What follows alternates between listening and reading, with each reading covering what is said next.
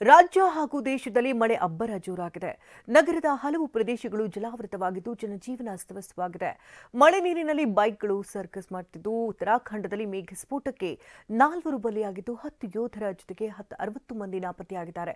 ಇದೆಲ್ಲವನ್ನ ನೋಡೋಣ ಮರಣ ಮಳೆ ನ್ಯೂಸ್ ಟಾಪ್ ಮೇನಲ್ಲಿ. ರಾಜ್ಯದ ಹಲವೆಡೆ ಮುಂಗಾರು ಮಳೆ ಆರ್ಭಟ ನಿಂತಿಲ್ಲ. ಧಾರವಾಡ ಜಿಲ್ಲೆಯಲ್ಲೂ ಕಳೆದೆರಡು ದಿನಗಳಿಂದ ಭಾರೀ ಮಳೆಯಾಗಿದೆ.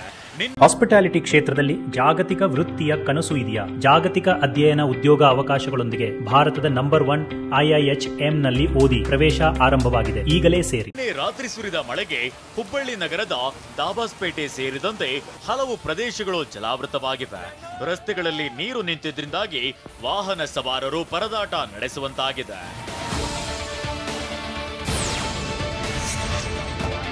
ಚಿತ್ರದುರ್ಗ ಜಿಲ್ಲೆಯ ವಿವಿಧೆಡೆ ನಿನ್ನೆ ಧಾರಾಕಾರ ಮಳೆಯಾಗಿದೆ.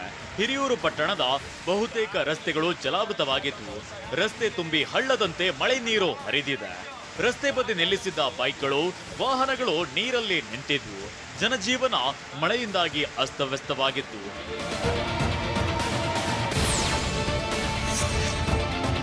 ನಿನ್ನೆ ಸಂಜೆ ಕೊಪ್ಪಳದ ಕುಷ್ಟಗಿ ತಾಲೂಕಿನ ತಾವರಗೇರಾದಲ್ಲಿ ಭಾರೀ ಮಳೆಯಾಗಿದೆ.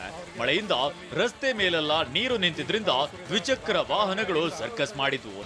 ಅರ್ಧ ಗಂಟೆಗೂ ಹೆಚ್ಚು ಕಾಲ ಭಾರೀ ಮಳೆಯಾಗಿದ್ರಿಂದ ಬಟ್ಟೆ ಅಂಗಡಿ ಸೇರಿದಂತೆ ಹಲವೆಡೆ ನೀರು ನುಗ್ಗಿತ್ತು.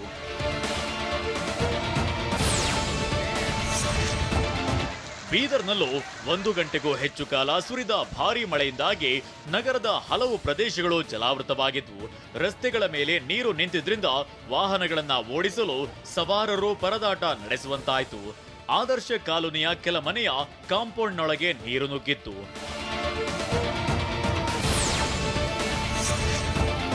ವಿಜಯಪುರ ನಗರ ಸೇರಿದಂತೆ ಇತರೆ ಭಾಗಗಳಲ್ಲಿ ಸುಮಾರು 1 ಗಂಟೆಗೂ ಅಧಿಕ ಕಾಲ ನಿರಂತರ ಸುರಿದ ಮಳೆಯಿಂದಾಗಿ ಜನಜೀವನ ಅಸ್ತವ್ಯಸ್ತವಾಗಿತ್ತು. ನಗರದ ತಗ್ಗು ಪ್ರದೇಶಗಳಿಗೆ ಮಳೆಯ ನೀರು ನುಗ್ಗಿತ್ತು. ರಸ್ತೆಯಲ್ಲಿ ನೀರು ತುಂಬಿದ್ರಿಂದ ವಾಹನ ಸವಾರರ ಸಂಚಾರಕ್ಕೆ ಅಡೆತಡೆ ಉಂಟಾಗಿತ್ತು. ಆದರೆ ಮಳೆಯಿಂದಾಗಿ ತೊಗರಿ ಸೇರಿದಂತೆ ಇತರೆ ಬೆಳೆಗಳಿಗೆ ಅನುಕೂಲವಾಗಿದೆ.